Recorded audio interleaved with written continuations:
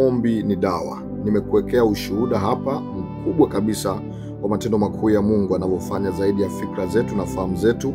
Ni ushuhuda ambao umethibitishwa na JK Hospital, na nimekuwekea taarifa za kidaktari zinazoonyesha kabla ya maombi na baada ya maombi.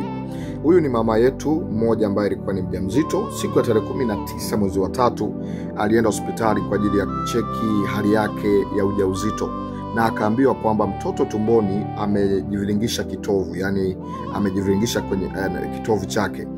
Anasema kwamba alipokuwa amepata taarifa hiyo akaogopa sana, lakini akapata tumaini, akaingia YouTube akatafuta mwongozo wa maombi na akakutana na maombi yangu yanayohusu mambo ya kuombea uzao au mambo ya kuombea mama mjamzito, na tumekuwa tukitoa mwongozo wa maombi kwa mama mjamzito tangu mimba inapopatikana au tangu wakati wa kutafuta mtoto mpaka maendeleo ya mtoto akiwa tumboni, kwa maana ya kliniki ya kiroho tunakuwa tunaomba na watu. Na anasema kwamba aliendelea na maombi katika mwongozo ambao alikuwa anaupata usiku na mchana, alikuwa naomba kwa imani.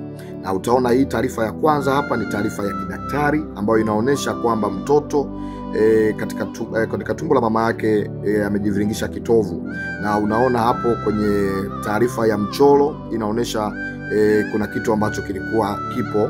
Lakini anaendelea kusema kwamba akaenda tena mara ya pili siku ya tarehe 3 ya mwezi wa 4, na tunaona kwamba tayari kuna picha nyingine hapa ambayo imewekwa ikionyesha maendeleo ya mtoto baada ya ile taarifa ya kwanza. Anasema kwamba jana tarehe 3 ya mwezi wa 4, anasema nimeenda tena hospitali, nimeambiwa mtoto katoka kitovu shingoni, yani mtoto kile kitovu ambacho alijiviringisha shingoni kimetoka.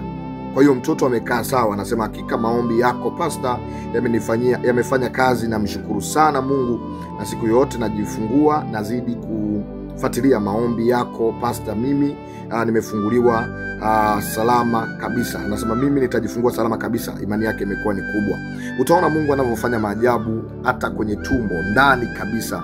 Mtoto alijiviringisha kitovu na alikuwa kwenye hali ambayo ni hatari katika afya ya uzazi. Alikuwa kwenye hali ya hatari kwa sababu nje hapo kungekuwa kuna mambo mengine angeendelea kama hii taarifa ingebaki hivi. Lakini Mungu ni wa ajabu, nasi sifa na utukufu tunamrudishia Mungu, maana yeye ndiye anayetenda, sisi ni waombaji tu. Mungu ndiye mtendaji kazi mkuu. Naitwa mwombezi Pastor Godwin Ndelwa. Ulikuwa ni ushuhuda wetu mzuri kabisa wa matendo makuu ya Mungu. Naamini na wewe pia umebarikiwa, na kuombea kama Mungu alivyomtendea mwanamke huyu, basi akutendee na wewe kwa tatizo lolote ambalo umeambiwa. Vipimo vya kidaktari vimethibitisha Yesu ni mponyaji, na tunaita maombi ni dawa. Ubarikiwe, uwe na wakati mzuri.